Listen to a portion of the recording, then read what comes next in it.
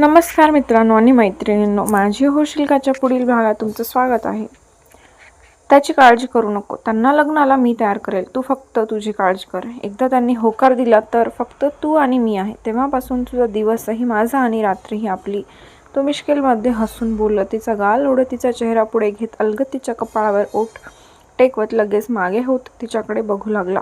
त्याचे ओठ तिच्या कपाळावर जसे टेकले तसे तिचे डोळेच मोठे होऊन ओठांचा सुद्धा आत झाला होता. त्याने जोरात गाल ओढल्यामुळे तिने लगेच एक हात गालावर ठेवून फ्रीज होऊन त्याच्याकडेच बघत होती आणि तो मिश्किल नजरेने हाताची घडी घालून भुवया उंचावर तिलाच बघू लागला. त्याचा स्पर्श डोक्यात प्रोसेस व्हायला आणि त्यातून बाहेर पडायला तिला 2 मिनिट लागली होती. जबरदस्त धक्का बसला होता. डोक्याला अजूनही त्याच्या नरम ओठांचा स्पर्श स्थिर असल्यासारखा जाणवत होता. त्या स्पर्शात एक वेगळीच फिलिंग येऊन गेली होती. आजपर्यंत कुठलाही अनोळखी मुलगा तिच्यापर्यंत 2 फुटाच्या पुढे आला नव्हता आणि हा तिच्या हातापासून ते कपाळापर्यंत येऊन पोहोचला होता. समोर असणारा व्यक्ती तिच्यासाठी अनोळखीच होता. त्याच्याबद्दल जास्त काही माहीत नव्हतं, पण त्याच्या स्पर्शात एक वेगळी जादू तिला जाणवली. त्याची नजर कधी तिला किळसवाणी वाटलीच नाही. त्याच्यासोबत ती अनोळखी सामसूम जागेवर होती, पण तिच्या मनाला कधीच त्याच्याबद्दल भीती दाटून आली नाही ना. तो आपल्यासोबत काही चुकीचं करेल ह्याचा विचार तिच्या मनात शिवला नव्हता. समशयला बघून थोडीशी तिला भीती वाटली होती, पण जसं कबीरला बघितले तसं तिच्या मनातली भीती गायब झाली होती. त्याच्या स्पर्शाने तिचं अंग मोहरून जात आहे म्हणून तिला सध्या प्रश्न पडला होता. एकटक त्याच्या डोळ्यात आरपार बघत होती. त्याचे डोळे समुद्रासारखे खोलवर जाणवत होते. कसलाच कपटपणा नाही ना कसलाच खोटेपणा नाही. ह्या क्षणी दुसरं कोण असलं असतं तर त्याला तिने मारायला सुद्धा कमी केलं नसतं, पण त्याच्याबद्दल असे विचार डोक्यात आलेच नाही. उलट कपाळाचा भाग थंडगार पडल्यासारखा जाणवत होता. त्याचबरोबर अंगावर रोमांच उभे राहिले होते. पोटात फुलपाखरू बागडायचं काम करत होते. ती भानावर येत रोखून धरलेला श्वास तिने सोडला आणि श्वास घेत कावऱ्या बावऱ्या नजरेने इकडे तिकडे बघू लागली. दोन्ही हातांची बोटं एकमेकांमध्ये रुतवत विचार करत होती. त्याला धमकी द्यायची होती, पण शब्द सापडत नव्हते. तुम्ही माझ्यापासून लांब राहा, बिलकुल मला स्पर्श करायचा नाही, तुमचा माझ्यावर काही अधिकार नाहीये. जास्त नाटक. ती नजर वर करून अडखळत बारीक बारीक डोळे करून त्याच्याकडे बघत तर्जनी दाखवत बोलतच होती की पुढचे शब्द तोंडून फुटतच नव्हते. तिचा श्वास घशातच अडकला होता आणि पाठीचा कणा एकदम ताठ झाला, कारण आता त्याचे हात तिच्या कमरेवर होते आणि त्याने पुढच्या क्षणी तिला स्वतःकडे ओढलं होतं. तशी ती त्याच्या छातीवर आदळणार की पटकन त्याच्या छातीवर तिचे दोन्ही हात घट्ट रोवले. तिच्या कमरेवर असणारे त्याचे हात त्याने किंचित दाबून अजून थोडं जवळ घेतलं. तसं ती त्याच्याकडे भेदरलेल्या नजरेने बघू लागली. त्याच्या स्पर्शाने अंगावर काटा उभा राहिला होता. आता तर डोकं काहीच काम करत नव्हतं. जणू तिच्या तनावर आणि मनावर फक्त त्याचंच राज्य चालू होतं. त्याची नजर तिच्या डोळ्यात रोखली गेली तसं तिचे श्वास घाबरून फुलू लागले. हा कसला अधिकार नाहीये? कपाळाला आवडला नाही का? तो सिलेक्टिव्ह आवाजात तिच्या चेहऱ्यावर झुकत तिच्या गुलाबी कोरड्या ओठांवर नजर स्थिर केली. तसं घाबरून तिने पटकन डोळे घट्ट मिटून ओठ लगेच आत घेतले. त्याचा शर्ट तिने तिच्या हातात घट्ट धरून त्याला मागे ढकलत होती, पण 1 इंच तिच्यापासून मागे हटला नव्हता. ढकलताना तिच्या हातांची थरथर जाणवत होती. पायापासून ते डोक्यांपर्यंत मुंग्या येऊन डोकं बधीर होत चालले होते. घाबरून काही सुचत नव्हतं. तो मागे हटत नाही म्हणून तिने त्याचा शर्ट आपल्या मुठीत घट्ट धरून ठेवला होता. तो गालातल्या गालात हसत एक नजर तिच्या हाताला बघून तिच्या चेहऱ्याला बघू लागला.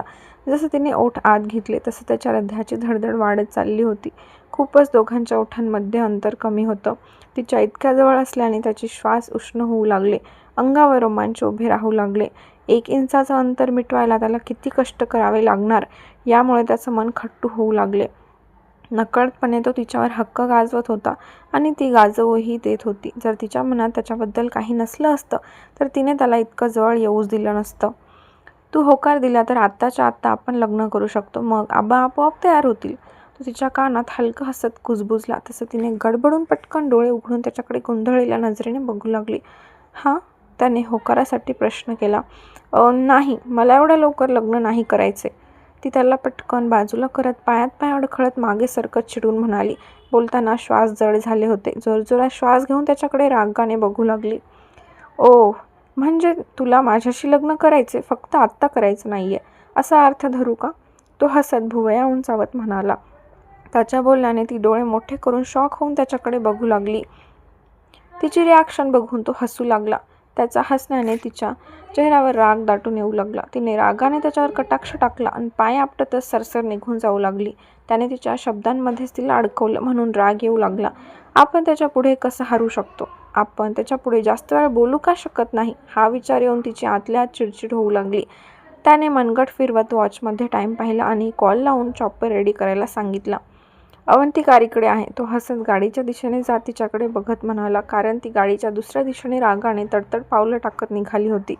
मला नाही यायचंय, तुमचं तुम्ही जा, ती रागाने त्याला लूक देत पुढे चालत म्हणाली.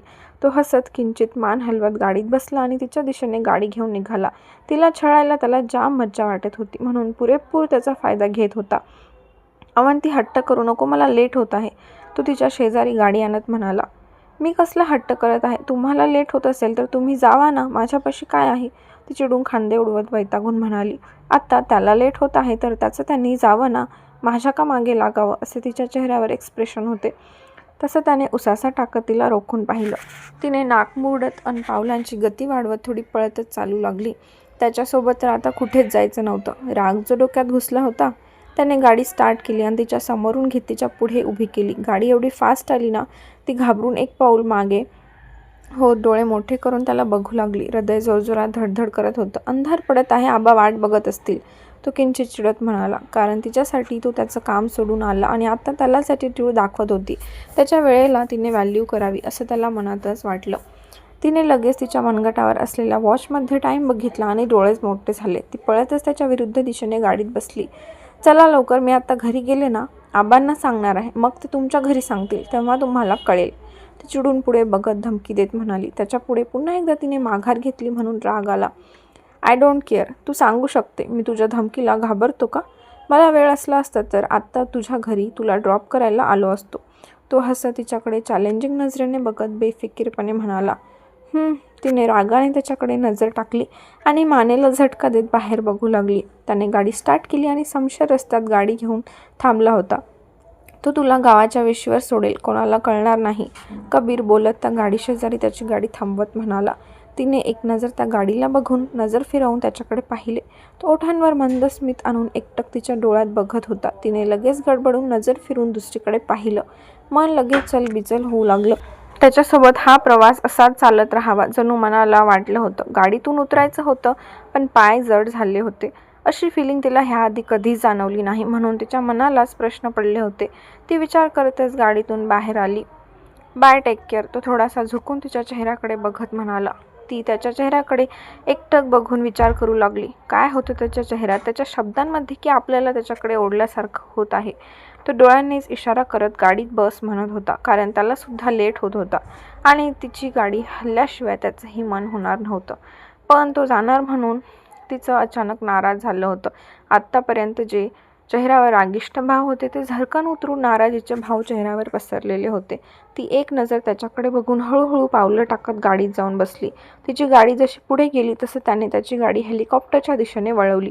आता थोडासा अंधार पसरला होता. चेहऱ्यावर समोर फक्त संध्याकाळपासून ते आत्तापर्यंतचा काळ आठवत होता. त्याचं खट्याळ बोलणं आणि त्यावर तिचे गाल गुलाबी होणं, सगळं काही आठवून मेंदूला प्रश्न पडला होता. ती खिडकीच्या बाहेर बघत विचारात हरवली होती. समशेरने रेडिओ लावला. कानावर काही बोल पडत होते. तिच्या काहीतरी लक्षात आलं तसं तिने लगेच पळून तिची पर्स मांडीवर ठेवली आणि चैन उघडून अलगद वर ठेवलेले गुलाबाच्या पाकळ्या हळूच आपल्या हातात घेत एकटक बघू लागली. तिने तर हात सरळ करून त्या पाकळ्यांना बघू लागली. अलगद त्या पाकळ्यांवरून 4 बोटांची हलकी मूठ करून फिरवली. त्याचा स्पर्श मग मध्ये झाला तसं गालावर गुलाबाची कळी खुलली. ओठांवर लगेच हसू पसरलं. टेबलवर बुके ठेवताना लगेच त्या गुलाबांच्या काही पाकळ्या जोरात ओढल्या आणि पर्समध्ये टाकून दिल्या होत्या. त्यावेळी तिला का घ्यायचा मोह झाला होता ते कळलं नव्हतं, पण ते घेतल्यामुळे आज एक वेगळंच समाधान मनाला वाटत होतं. तो बुके आपल्यासाठी होता, पण आपण तो घरी घेऊन जाऊ शकत नव्हतो. पण पाकळ्या घ्यावा म्हणून मनाला वाटलं आणि तिने त्याच्या नकळत त्या पाकळ्या चोरल्या होत्या. बघताय ना आपल्या अवंती मॅडमचं प्रेम, काहीतरी कोणाचं आपण चोरलं ह्यावर तिला वाईट वाटायला हवे होतं, पण त्याने तिच्या ओठांवर हसू होतं. हीच तर नव्या प्रेमाची चाहूल होती. तर हा भाग कसा वाटला नक्की कमेंट करून सांगा. भेटूया लवकरच पुढील भागात. धन्यवाद.